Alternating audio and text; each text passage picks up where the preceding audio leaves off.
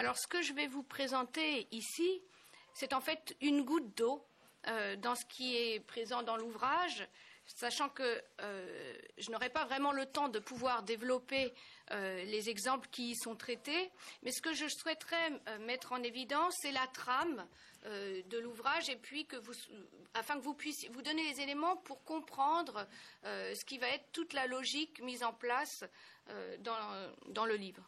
Alors d'abord, le titre, Comprendre les banlieues au Japon, y a-t-il une comparaison possible avec la France ? Alors, je dois vous donner un petit avertissement parce que dans ce livre, autant la thèse dont est issu le livre est un ouvrage comparatif, autant le livre, lui, ne traite principalement, quasiment essentiellement, que de la situation japonaise. Néanmoins, on doit se justifier quand on fait de telles comparaisons, parce que, comme vous le savez, Tokyo, c'est 13 millions d'habitants, Paris, c'est 2 millions d'habitants, et donc ça ne va pas de soi de comparer des villes qui sont d'échelles si distinctes.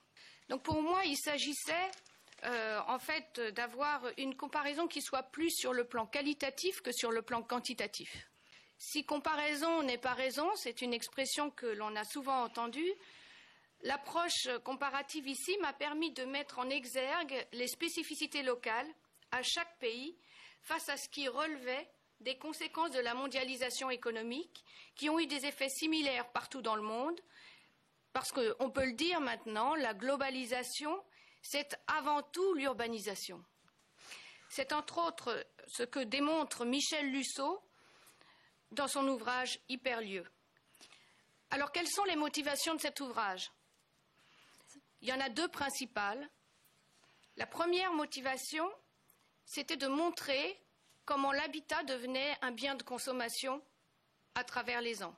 Ce que je cherche à démontrer dans ce livre, c'est via l'analyse du système urbain, la façon dont un espace né d'une organisation sociale qui, elle, est fondée sur la rentabilisation économique, cette dernière, la rentabilisation économique et le système qui va avec, étant l'énergie nécessaire au moteur de la société capitaliste, une société qui est la nôtre, et qui est censée nous apporter la pérennité, et qui devient, au contraire, à un moment donné, va basculer et va devenir génératrice d'inégalités, au point de rendre vulnérable la population qu'elle avait pour fonction de protéger, au point même de construire un système qui va cette fois être voué quelque part à détruire, même si c'est involontaire, l'ensemble de ce dans quoi la vie est possible. C'est donc une partie de ce qui constitue les mécanismes de ce que l'on appelle l'anthropocène que je souhaiterais décrire ici, et la façon dont le logement lui-même et à plus grande échelle les zones urbanisées elles-mêmes sont devenues des biens de consommation, et par là même, parce que dans ce paradigme économique, zones urbanisées et logements doivent être rentables économiquement, et bien mécaniquement, ils vont s'appauvrir d'un point de vue environnemental. J'ai donc observé la création et la perpétuation de la production de l'espace dit de masse, qui était destiné, et qui l'est toujours en fait, à un consommateur de masse, même si ces termes sont lourdement connotés, ils ne sont on ne peut plus d'actualité, puisqu'on voit que des villes qui étaient déjà énormes, des métropoles et des mégalopoles, eh bien, pour la plupart d'entre elles, continuent de grossir pour arriver à des échelles de plus de 80 millions d'habitants. Ils sont donc adéquats à qualifier la réalité contemporaine qui est liée au développement du logement collectif et également à celui du petit pavillonnaire de lotissement. Aujourd'hui, hormis les dysfonctionnements sociaux dont ils sont à l'origine et sur lesquels nous reviendrons ultérieurement, on sait que ces deux modes d'habitat ne répondent pas aux Sustainable Development Goals. D'une part, la production de béton, de ciment est extrêmement génératrice en CO2. Je vous rappelle que la fabrication de ciment est responsable de 6% de ce qu'on appelle GES, les gaz à effet de serre. Et le deuxième point, c'est le développement des surfaces bitumées qui, elles, sont à l'origine du développement des îlots de chaleur urbains. Dans cet ouvrage, je m'interroge sur les motivations de ce choix, récalcitrant contre tout bon sens, en mettant en perspective les paradoxes qui sont nés d'une telle production de l'espace, pour reprendre les termes chers à Henri Lefebvre. Il s'agit donc d'interroger les politiques planificatrices de la ville à travers l'histoire qui, somme toute, qu'elle soit inspirée par des politiques fascisantes qui sont à l'origine de la rationalisation de l'espace ou par des politiques socialistes qui ont servi, en se mêlant les unes aux autres, à produire un espace qui manifestement conduit à de fortes inégalités, tant territoriales que sociales dans la plupart des pays. Ma démarche a donc été de chercher à comprendre comment on peut, et si on peut, sortir de cette situation pour produire des espaces qui soient un peu plus vivables que ceux vers lesquels on se destine aujourd'hui. Mais pour pouvoir changer un système, il faut avant tout le comprendre. Et c'est ce que j'ai donc tenté de faire en l'abordant dans une culture qui paraissait aux antipodes de la nôtre et de la mienne à cette époque, ce qui me permettait de mettre en exergue ce qui relevait des politiques de globalisation, de ce qui relevait de ce qu'on peut appréhender comme typiquement lié au local. Le deuxième point, c'est l'outil apporté par la phénoménologie. Parce que néanmoins, que je le veuille ou non, aborder une culture qui paraissait aussi différente nécessitait d'avoir également une approche philosophique pertinente sur la perception des espaces, celle qui est sans aucun doute à l'origine de leur production. Donc j'ai élaboré cette approche par l'école des phénoménologues qui sont bien connus ici, Husserl, Merleau-Ponty, Augustin Berg avec ses travaux sur la mésologie, mais dans ce livre, je l'applique à un espace réel. Comme je suis quelqu'un de très pragmatique, en fait, j'ai commencé cette recherche par une étude que j'ai faite dans la plus pure tradition des sociologues de l'école de Chicago, c'est-à-dire que j'ai demandé à une cinquantaine de Japonais qui vivaient à Paris depuis plus d'1 an de me dessiner des cartes mentales en leur donnant un mot, banlieue ou Kogai. Et alors ce qui était très très étonnant pour une Française que je suis, c'était que ces Japonais en fait me dessinaient des champs, des vaches, des moutons, enfin un paysage agreste. Alors que les Français retiennent systématiquement, comme image de la banlieue, la triste épopée des cités de logement public, quel que soit leur lieu de vie. Je me suis alors posé des questions simples, dont la première fut: est-ce que l'industrialisation n'aurait pas eu pour conséquence, tout comme en France, la production en masse de logements pour une population d'ouvriers qu'il fallait fixer près des lieux de production? Et sur ce point, quelques enquêtes de terrain en périphérie de Tokyo ont vite eu raison de doutes éventuels et confirmé nos suppositions, puisque oui, il y avait bien d'immenses cités de logements publics qui étaient destinées aux travailleurs à faible revenu ou à moins faible revenu, on le verra plus tard, et d'immenses tours d'habitation que l'on pouvait qualifier de très haute densité, qui avaient fleuri un petit peu partout en périphérie de Tokyo. Le Japon ayant donc connu les mêmes cycles économiques que la France, cycles qui auraient engendré des formes urbaines similaires, je me suis interrogée quant à un décalage possible entre la réalité formelle, la réalité abstraite et l'image retenue et véhiculée collectivement d'un même lieu. N'y aurait-il pas là, outre des raisons économiques certaines, une acceptation des fortes densités verticales qui serait liée à une image valorisante à la fois de l'implantation en banlieue et du mode de vie en collectif? Cela pose la question de la manipulation par l'image qui est au centre de ce travail. J'ai en fait tenté de montrer comment l'image de la périphérie tokyoïte, fondée sur un passé réel de contemplation des sites les plus fameux, que l'on appelait Meisho-Ozue, de la banlieue de la ville, fut et est encore aujourd'hui utilisée pour produire et faire accepter un espace totalement déconnecté de cette réalité passée, à savoir d'immenses tours de logement dans des villes nouvelles aseptisées, désormais réputées pour leur taux de suicide et de mort en solitaire. Puisque la production de ces espaces est aujourd'hui plus que jamais motivée par le seul facteur économique, sans prise en compte des conséquences sociétales afférentes. Cette image positive de contemplation de la banlieue s'associe à la valorisation de la culture occidentale lors de la période du Bunka, qui connaît son apogée et sa concrétisation via l'adoption du mouvement moderne. Ce dernier, qui rationalise, fonctionnalise les espaces dès les années 30, a en effet joué un rôle déterminant dans les mécanismes en place. Tout au long de ce travail, je présente des études de cas qui permettent de décrire ce processus, que je n'aurai malheureusement pas le temps de développer ici, Mais en tous les cas, je tente d'en montrer la complexité pour mieux mettre à nu le système et analyser les conséquences sociales qui sont en jeu. Voici les 3 phases du paradigme planificateur. En fait, afin de mieux comprendre les dynamiques internes à la croissance de Tokyo et de sa périphérie, j'entame ce travail par toute une partie historique qui est essentiellement descriptive et qui s'étend de la naissance du noyau urbain au début du XXe siècle.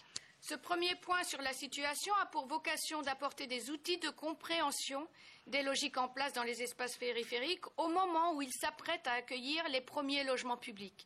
Ça aurait pu se nommer « loger le peuple ». L'analyse de la formation de ces espaces à travers le temps, l'observation des divers modes d'occupation mis en place sur le pourtour urbain seront autant d'indications nous permettant de mieux appréhender la transition qui s'opère de lieu d'existence, pour reprendre des termes propres à Deleuze et Guattari, à la production du logement comme bien de consommation.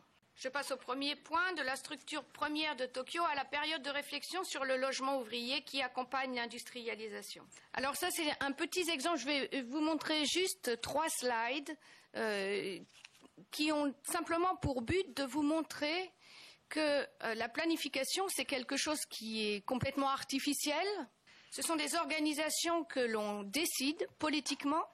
Et donc, ce que ça vous montre, en fait, c'est plutôt pour nous donner à tous un petit peu de courage. Et c'est de se dire que la situation actuelle, elle n'est pas rédhibitoire. Donc ça, c'est le plan de Kyoto, que vous connaissez déjà tous bien, un plan en damier, emprunté à la capitale chinoise. Ça, c'est la structure hélicoïdale d'Edo, qui, comme vous le voyez, est traversée un peu partout par les canaux. Alors j'ai mis la répartition des classes sociales à droite, c'est décrit un petit peu moins succinctement dans l'ouvrage.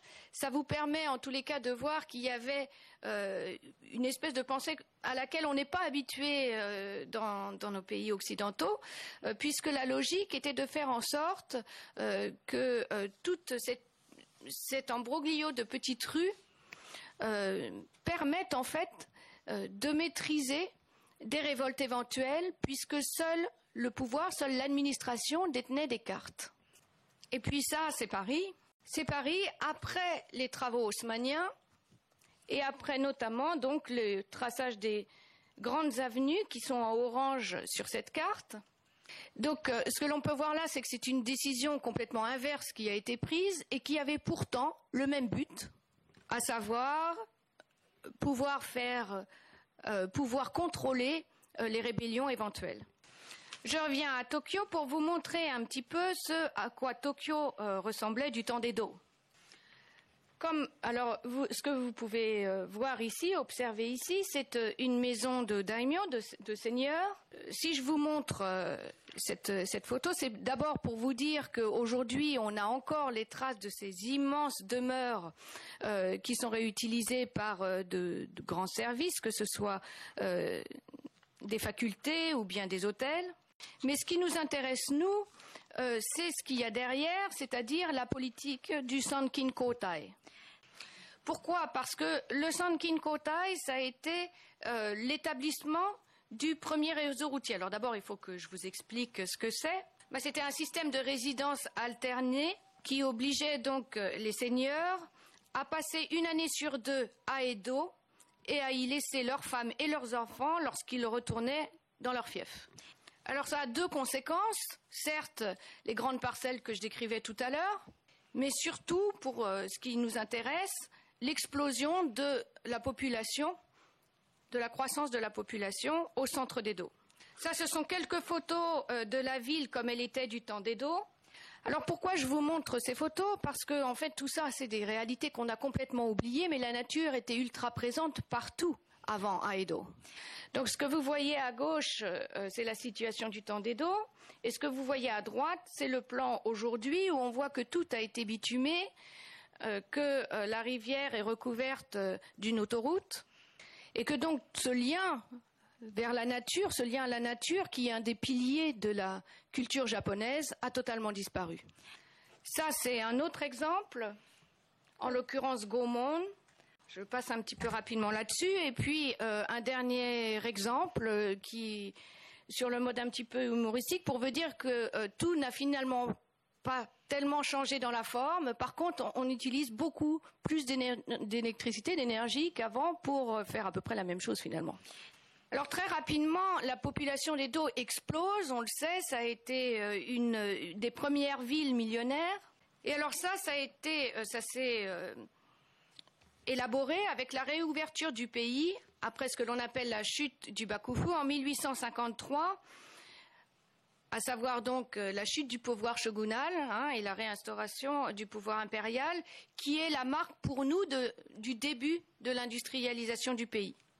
Alors la plupart des chefs d'entreprise de l'ère Meiji, et ça il faut le garder en tête parce qu'on va le retrouver tout au long de l'exposé, sont en fait d'anciens samouraïs qui sont reconvertis, comme quoi ils ne sont pas partis bien loin, et que l'on retrouve à la tête des principaux trusts financiers, les Aibatsu.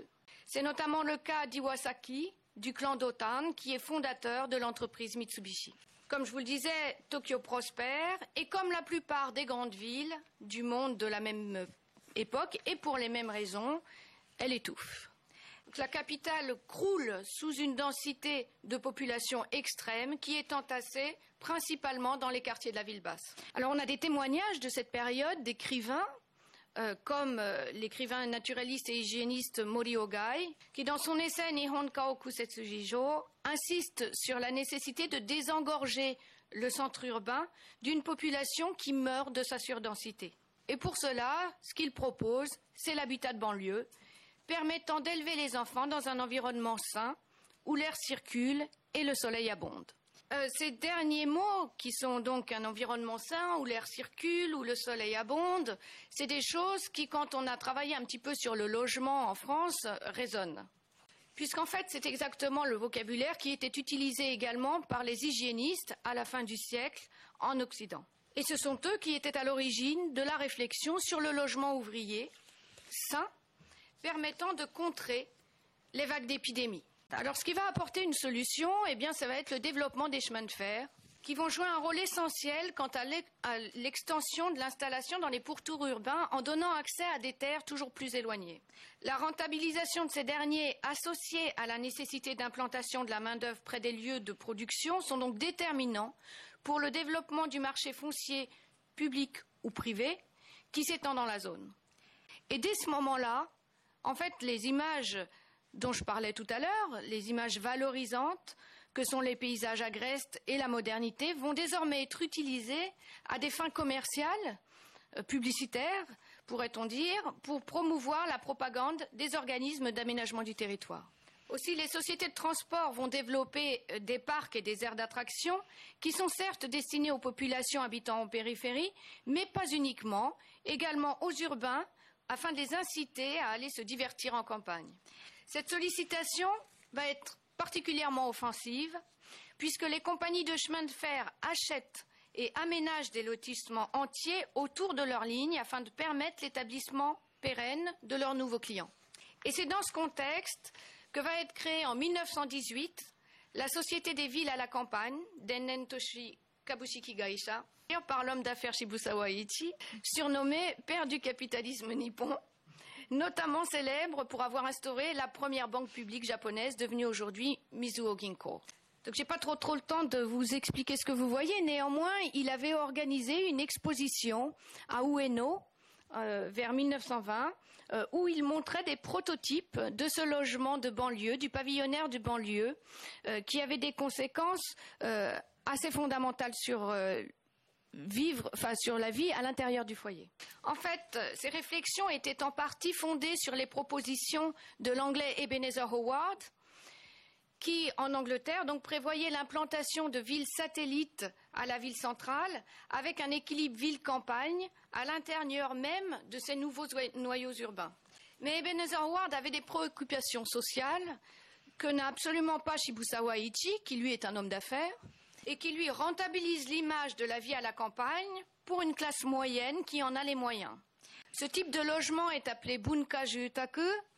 Alors, bunka, ça veut dire donc la culture, mais en l'occurrence, ça ne fait pas référence à la culture japonaise, mais à la civilisation occidentale. Donc, ce que ça engendre à l'intérieur du logement, c'est une fonctionnalisation du logement, une fixation des pièces, etc. Dans le livre, j'analyse les conséquences sociales au sein du foyer et notamment dans le rapport des individus et leur position par rapport à la famille que ça engendre. Alors ce qui est intéressant de noter à ce stade, c'est qu'en fait la logique en France a été là encore inverse.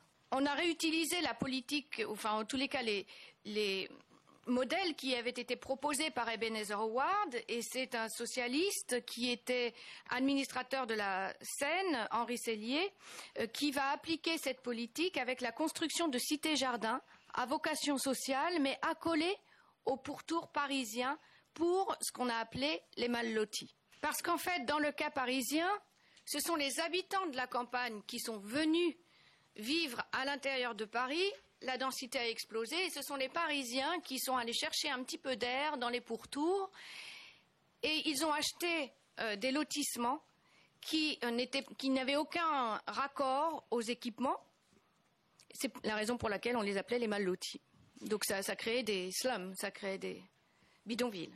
Mais quoi qu'il en soit, en tous les cas, il y a des réflexions qui se passent autour du logement ouvrier qui sont générées par l'industrialisation qui nécessite que l'on fasse quelque chose. Puisque cette industrialisation entraîne les mêmes processus d'agglomération des ouvriers à Tokyo comme dans l'ensemble des grandes villes des pays industrialisés, générant par là même la question de leur logement.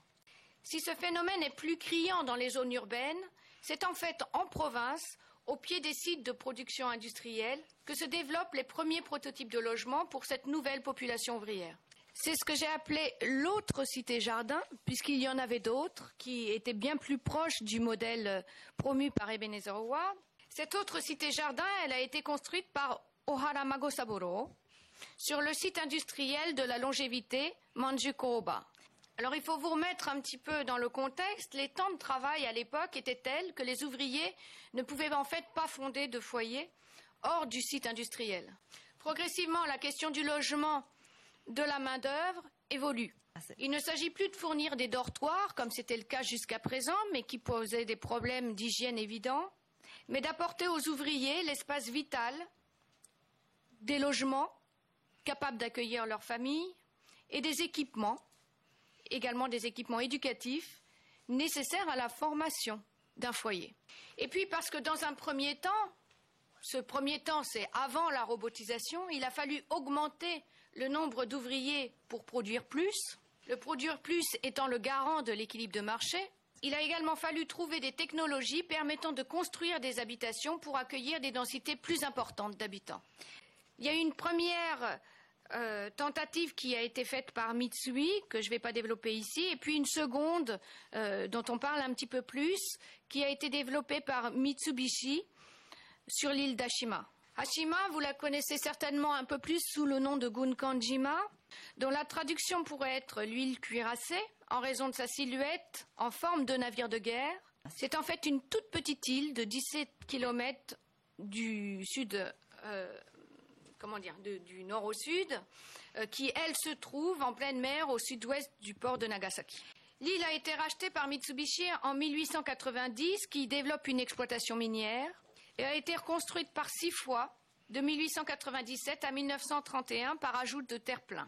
Mais ce qui va nous intéresser, nous, dans notre démonstration, c'est qu'en 1916, Mitsubishi installe les premiers logements collectifs en béton armé, alors que ce matériau vient à peine d'être découvert, notamment par un bâtiment qu'on appelle la Tour 30. Dans le livre, je présente des témoignages de vie des ouvriers et de leurs familles qui y résidaient, avec des récits assez ambivalents sur ce qui était à la fois leur lieu d'histoire de vie, leur furusato, malgré la dureté de l'environnement, puisque je vous rappelle, c'est un exemple parmi d'autres, que le raccord à l'eau courante ne s'est fait qu'en 1960.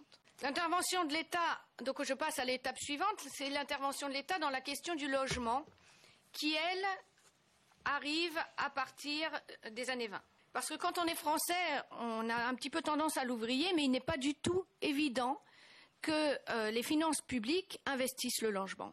Les deux phénomènes qui vont être déclencheurs d'une nécessité d'élaboration d'un système de logement public au Japon, dans un premier temps à vocation sociale, on va voir que ça ne va pas durer. Ça va être d'abord le tremblement de terre de 1923 et ensuite la Seconde Guerre mondiale. Je passe assez vite là-dessus parce que c'est des choses que vous connaissez bien. Néanmoins, Le tremblement de terre de 1923, comme il se produit à midi, il a engendré énormément d'incendies et le déficit de logement est estimé à 3,16 millions d'unités d'habitation et 465 000 logements sont détruits. Donc pour faire face, le gouvernement va créer ce que l'on appelle l'Association pour l'enrichissement du peuple, Zaidan Hojindo Junkai. Alors ce que va apporter cet organisme, c'est de réfléchir l'urbanité en intégrant ces opérations dans la ville. Ils vont également apporter le fait de vivre en appartement en s'inspirant des travaux qui sont à la fois faits en Occident et à la fois au Japon, en travaillant avec des architectes. C'est vraiment un travail de qualité qui a été produit dans ces logements. Ils vont créer un habitat générateur de liens communautaires, intégrant des équipements à la mode du phalanstère de Guise ou des expériences de Fourier. Je présente et j'analyse des exemples spécifiques d'opérations dans l'ouvrage. Le deuxième point, on l'a dit, c'est la guerre. Le bilan d'après-guerre n'est pas moins lourd puisque Tokyo a subi d'énormes dommages, ayant été bombardé plus de 24 fois en à peine un an, de novembre 1944 à août 1945. Et les pertes sont estimées à 140 000 morts et 770 000 bâtiments détruits simplement pour la capitale. Et alors cette fois, il faut envisager les choses à plus grande échelle et ça va être le début de l'investissement du corps des ingénieurs qui fait main basse sur la question de la ville, notamment avec la mise en place des outils de planification, avec des plans quinquennaux qui sont instaurés pour Tokyo et des plans triennaux pour une planification de la production du logement. Ça va être institué par un premier organisme qu'on va appeler Jutaku Eidan, qui va changer de nom, qui va s'appeler Kodan en 1955 et puis qui va ensuite changer de nom régulièrement. Ce qu'il faut retenir, c'est qu'en France aussi, à peu près à la même période, on va instaurer les outils planificateurs. Et là encore, ça n'est pas du tout quelque chose d'évident qui serait naturel. Le mouvement moderne est, entre autres, dans la forme que dans la conception rationalisante de l'espace dont il est auteur, est en fait un des instigateurs fondamentaux de la production de logements publics, plus ou moins sociaux, selon les pays. Il faut quand même que j'ajoute quelques explications parce qu'on voit bien dans ce danchi que j'ai pris comme exemple, qui est Mimomi Danchi dans le département de Chiba, que j'ai visité avec le professeur Hattori, qu'on voit sur la photo, c'est que au fur et à mesure des plans triennaux, on montait en étage. Donc ce que vous avez, les petites maisons de bois qui n'existent aujourd'hui plus. Ensuite, on a construit au plan suivant de ce qu'on pourrait appeler du pavillonnaire en bande, avec un petit jardinet devant. Et puis petit à petit, on est monté en étage, à 3 étages. Et puis pour finir, tout a été rénové pour construire les barres de logement que vous voyez en bas à droite. J'en passe ensuite à cette période qui va être véritablement le noyau, puisque cette fois, on va concevoir le territoire de plus en plus comme un objet économique. Alors là, je reprends des données qui ont été rassemblées dans un excellent ouvrage qui certes date un peu, mais si on veut parler de cette période, je pense que c'est l'auteur qui a découvert cette exposition universelle, donc qui s'appelle Miura Atsushi, dans son ouvrage Fast Food Nihon, avec un superbe jeu de mots qu'on ne peut difficilement traduire en français. Donc il s'agit d'une exposition universelle qui a eu lieu à New York en 1939 et qui crée un modèle, qui nous montre un modèle qui s'appelle Democracity. C'est le modèle de la fonctionnalisation, de la ville fonctionnaliste telle qu'elle devra être dans cette nouvelle économie que l'on a mis en place, qui avait commencé certes avec l'industrialisation, mais que l'on décide d'un commun accord entre plusieurs pays de poursuivre spécifiquement après la Seconde Guerre mondiale. Alors, ce que l'on observe principalement dans cette ville, c'est une fonctionnalisation à tout va, une ultra-rationalisation des espaces, une imposition du modèle familial que l'on dit nucléaire, c'est-à-dire 2 générations sous un même toit, parents et enfants. Ce modèle de la famille nucléaire, il va notamment s'implanter dans le foyer via des séries télévisées, et on a vu les mêmes en France et au Japon, qui sont des séries américaines. Et puis derrière, il y a une idée de loger un consommateur moyen pour un modèle de paix sociale. Alors bien plus tard, dans les années 70, c'est au moment où l'on construit tours et barres de logements en partie publics simultanément aux petits pavillonnaires de banlieue planifiés. C'est en fait un projet politique qui va être le projet de Nixon, qui est également présent derrière ces propositions d'aménagement social et urbain. Puisque selon lui, donner à la population un but commun permettait d'atténuer la lutte des classes. Alors, ça va avoir plusieurs conséquences, notamment déterminer la place de l'homme qui va aller au travail, de la femme qui va s'occuper du foyer, et les deux vont être chargés de dégager un revenu économisé pour l'achat d'un logement de banlieue, de l'électroménager qui va avec et de l'automobile qui l'accompagne. Ces nouvelles ambitions vont se répandre à une vitesse inattendue dans les grandes villes de l'ensemble des pays industrialisés, car en fait elles répondent en plein au nouveau système économique qui est mis en place. Il en est de même au Japon où la pénurie de logements s'accroît et par conséquent la quête de solutions devient pressante. Par ailleurs, je vous rappelle qu'après-guerre, le Japon subit de plein fouet l'influence américaine dès la défaite, à tel point que les Japonais estiment leur pays sous occupation. Donc on retrouve sur des objets fabriqués à cette période des inscriptions de ce type, Made in Occupied Japan. Alors qu'est-ce que ce processus a engendré? Ça a engendré une dépendance totale à la société de consommation. Et de fait, une vulnérabilité urbaine en cas de crise économique, comme on en connaît aujourd'hui, avec une impossibilité d'autoproduction alimentaire puisqu'il n'y a plus de jardin, l'ensemble du bâtiment dépendant de la production électrique, sans électricité, impossible d'y résider, une explosion donc de la consommation électrique avec le boom de la domotique à l'intérieur du logement qui est produit à très grande échelle collective. Et c'est en ça que le rôle du logement public est essentiel. Le nombre de logements publics au Japon est très faible par rapport à ce que l'on connaît en France. Néanmoins, il a servi de modèle au secteur privé. Je décris l'épopée de l'organisme Kōdan-Jutaku dans le livre que vous pourrez lire si ça vous intéresse.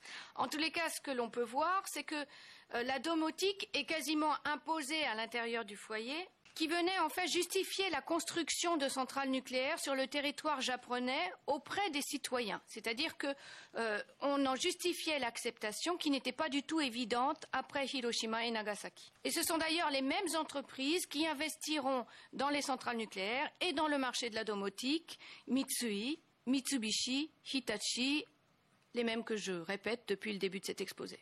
Alors, j'ai plus le temps de développer. Donc, ce que je veux démontrer, vous en trouverez des exemples plus précis et plus contemporains dans l'ouvrage, c'est qu'en fait, ce système de rentabilisation de l'espace aboutit à un appauvrissement des formes architecturales qui sont soumises à toujours une plus forte rentabilité foncière.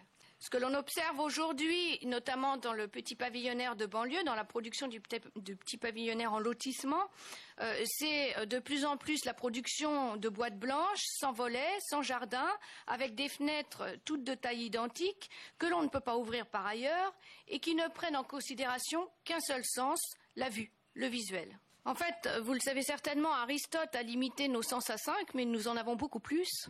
Et ce type de logement finit par nous appauvrir totalement sur le plan sensoriel. Un autre problème, c'est le paradoxe qui est produit par ce système de production de logements.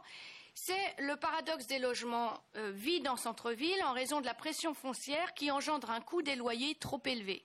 Bien qu'il y a une reconquête du centre pour Tokyo, mais en tous les cas pour Paris c'est assez évident. Alors que simultanément le nombre de personnes sans abri augmente. Autre problème, la disparition progressive des commerces de proximité en banlieue des grandes villes, ce que l'on appelait Shotengai au Japon, mais qui existait aussi en France, au profit des grands shopping malls de banlieue qui ne sont accessibles qu'en voiture et qui donc ne sont absolument pas adaptés à une population vieillissante. Autre problème, la destruction des liens communautaires de voisinage. À partir d'un certain seuil de densité, on sait qu'il y a des pratiques d'évitement qui se mettent en place et c'est notamment le cas dans les cités de très grande densité. Et ces formes entraînent parfois des situations de solitude qui peuvent être fatales. Alors ça se traduit par un nombre croissant de morts en solitaire, les kodokushi, avec une recrudescence du nombre de morts en solitaire également dans les 23 arrondissements du centre de Tokyo.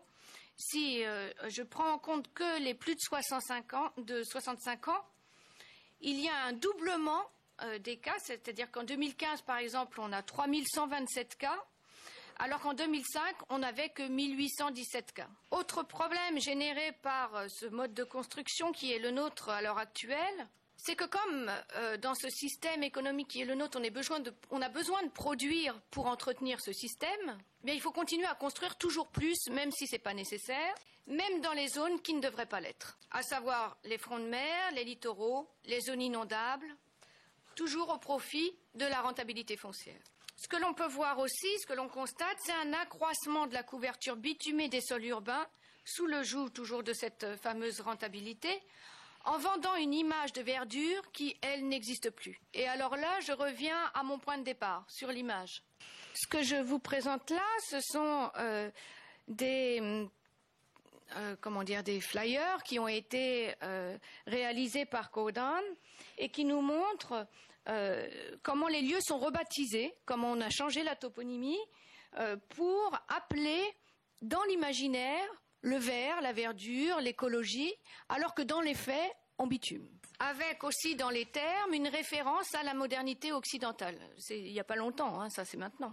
Donc ce que l'on voit, c'est ce que je disais donc sur la couverture bitumée, qui a pour conséquence notamment un réchauffement des températures en milieu urbain.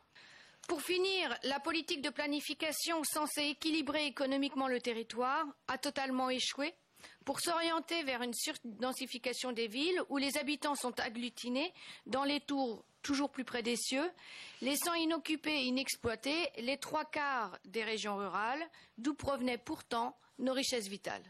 Alors en conclusion, j'aimerais conclure en reprenant le titre de la présentation, à savoir comprendre les banlieues au Japon, y a-t-il une comparaison possible avec la France? Ce que l'on peut dire, suite à l'analyse de plusieurs cas d'études, bien plus développés dans le livre que j'ai pu le faire là, et plus spécifiquement dans les cités de logement, dans les cités de tours de logement, c'est que si les habitants expriment leur mal-être de façon distincte, on brûle les poubelles en France, on casse, on détruit, il y a des problèmes de drogue qu'on connaît bien, etc. Alors qu'au Japon, la violence est introvertie, la victime retourne la violence urbaine contre elle-même avec des attitudes de claustration. C'est le problème de hikikomori, de mort en solitaire que j'évoquais tout à l'heure. Quoi qu'il en soit, cet urbanisme de la rentabilisation économique, à tout va, engendre dans les deux cas un mal-être qui n'a de cesse de s'exprimer, tant d'un point de vue social que d'un point de vue écologique. Et donc ce qu'on peut en conclure, c'est qu'il ne peut pas faire partie du développement durable nécessaire à la pérennité de l'implantation de l'humain sur la Terre. Je vous remercie de votre attention.